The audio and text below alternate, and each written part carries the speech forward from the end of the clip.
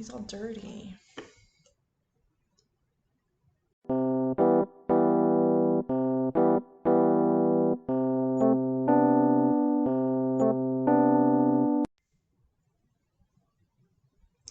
Hello everyone and welcome back to my channel, Just Another Struggling Writer, the beleaguered author's one-stop shop for commiseration and, hopefully, inspiration. My name is Carrie Scher and I am just another struggling writer. Today I'll be revealing my September TBR, not just to you guys, but to myself as well. For some reason, I was just having a really hard time picking what I wanted to read this month. It's odd because I already have October's slate completely picked out. So after mulling it over for a while, I decided I would let fate decide. You've probably seen those really cute TBR Prompt Jar videos, something similar. But instead of prompts, I've just assigned a random number to all the books on my TBR.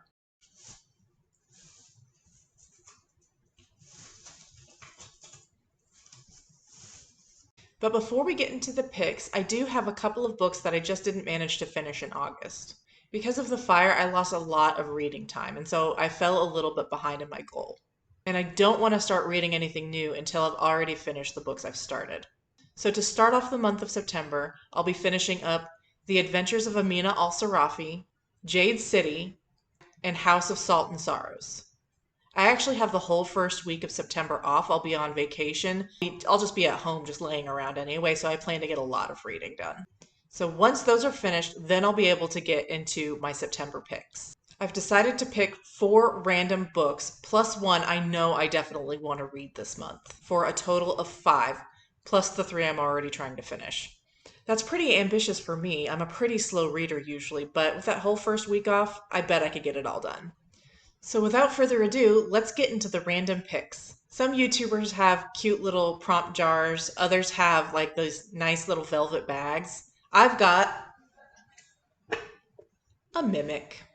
So fun side story, this actually belongs to my partner and he hates mimics. I don't know if it was from some childhood video game trauma or whatever, but every time he sees one in a new video game he's playing, he gets really upset. And so, of course, because he hates them so much, one of his friends decided to buy this for him. And he was all too happy to let me put it to some good use for this. See, it opens and I've got all my prompts inside. So I've got about 70 numbers in here, each corresponding to a book on my TBR, and those numbers weren't assigned in any particular order. I was just going down the list of my owned library, which also wasn't kept in any particular order. I put it together when I was converting my Kindle library into a physical library, so there's a pretty healthy mix in here of physical books and Kindle books, audio books, there's some Kindle Unlimited, as well as some library books as well. So like I said, a pretty good mix of my TBR. Some of the books on here I know nothing about. I had a tendency to just buy whatever was on sale on Kindle. Anytime Amazon would send me like a promotional email, I would just buy whatever it was as long as it was like 99 cents. So there's a lot of books on here that I couldn't tell you the first thing about, and I think that's part of what makes this so fun is that it's so completely random. All right, that's enough preamble. Let's get into the picks. All right, so here we go.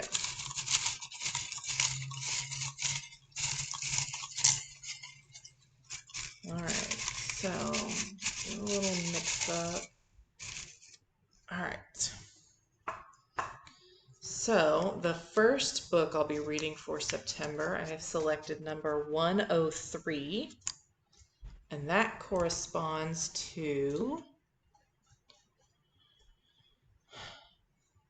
Oh, I'm excited about this one. It is The Final Strife by Sarah Al-Arifi. I actually have this one physically. Y'all, I'm really excited this one came up first. I've heard nothing but good things about this since it was released, and I love Middle Eastern fantasy. She's kind of a chonker at about 600 pages, and she got a little beat up in the fire, but that's okay. I am super, super excited about this one. The synopsis reads, The Octobar, a set of trials held every 10 years to find the next ember rulers of the empire is about to begin. All can join, but not just anyone can win. It requires great skill and ingenuity to become the future wardens of strength, knowledge, truth, and duty. Scylla was destined to win the trials and be crowned warden of strength. Stolen by blue-blooded rebels, she was raised with a duster's heart, forged as a weapon to bring down from within the red-blooded Ember's regime of cruelty. But when her adopted family was brutally murdered, those dreams of a better future turned to dust. However, the flame of hope may yet be rekindled, because Scylla wasn't made to sparkle, she was born to burn, and it's up to her whether she rules the empire or destroys it. I'm so excited. All right, we are off to a strong start, but we've got 3 more books. All right, here we go. We are going to follow up the final strike with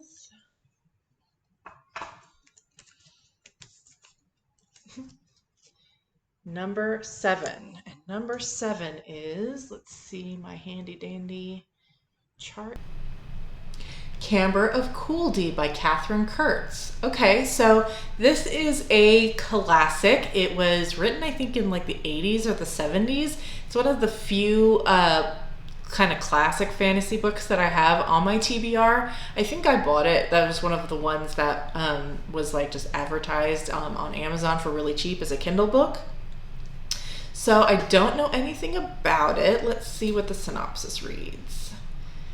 Okay, Camber was the greatest of the Darini, the race of men who were gifted with arcane mental powers that set them above normal humans.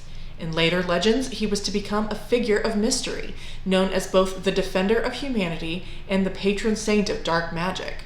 But now he sought only retirement on his family estates.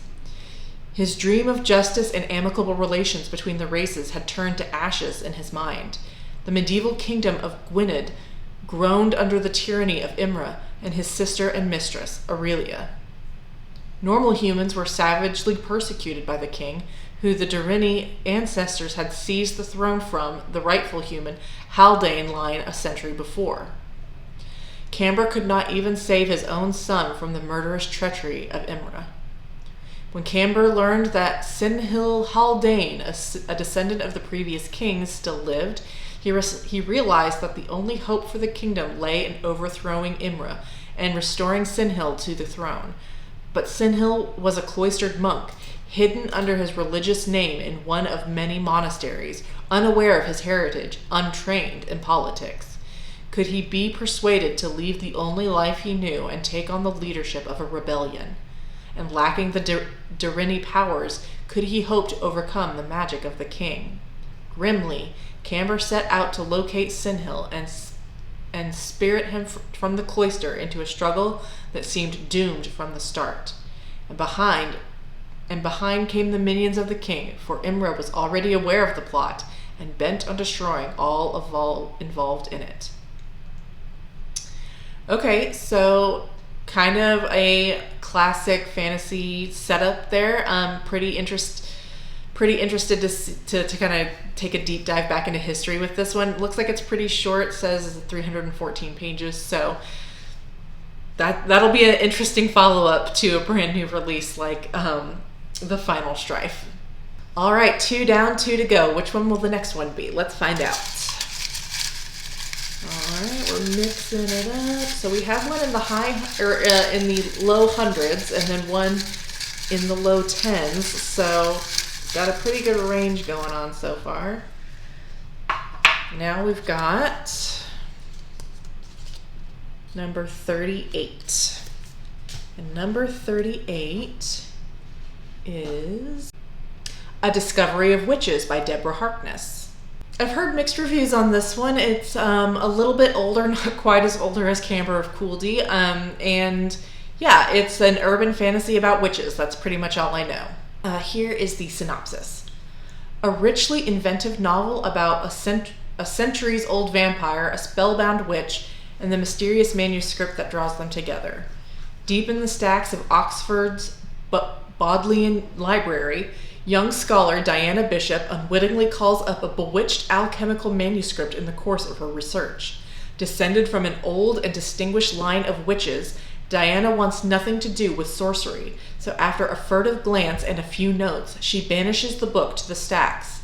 but her discovery sets a fantastical underworld stirring, and a horde of demons, witches, and vampires soon descends upon the library. Diana has stumbled upon a coveted treasure lost for centuries, and she is the only creature who can break its spell. Well, we'll see how it goes. Like I said, I've heard mixed reviews on that one, but again, it'll be another kind of shift in tone from the previous two. So I'm getting a really great mix here. All right, and last but not least, I'm hoping for an audiobook so I can kind of multitask my reading here. But again, it's all random. Get one from the bottom. All right, and last random pick for the month is number 33. And number 33 is For the Wolf by Hannah Whitten. And this is another one I don't know much about. Let's see. Okay, young adult, some kind of retelling. Oh, based on the cover, I'm guessing it's a Red Riding Hood retelling. Let's find out. Let's read the synopsis. The first daughter is for the throne. The second daughter is for the wolf. As the only second daughter born in centuries, Red, there it is, has one purpose: to be sacrificed to the wolf in the wood in the hope he'll return in the world's captured gods. To be sacrificed to the wolf in the wood in the hope he'll return the world's captured gods. Red is almost relieved to go. Plagued by a dangerous power she can't control, at least she knows that in the wilder wood she can't hurt those she loves again.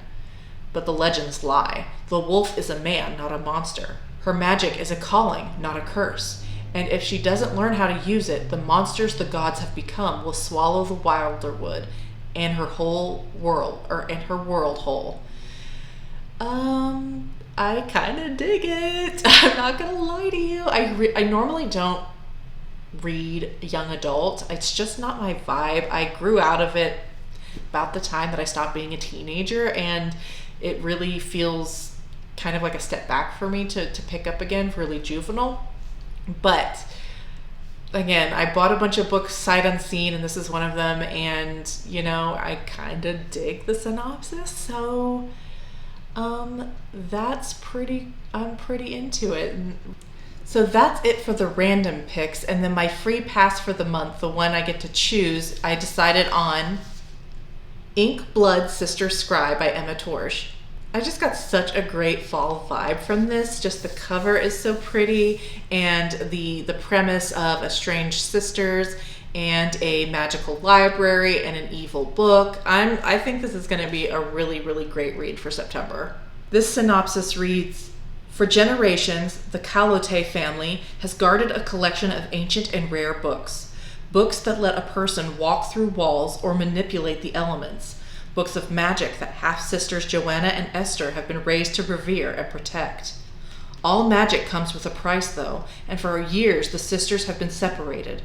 Esther has fled to a remote base in Antarctica to escape the fate that killed her mother, and Joanna's isolated herself in their family home in Vermont, devoting her life to the study of these cherished volumes.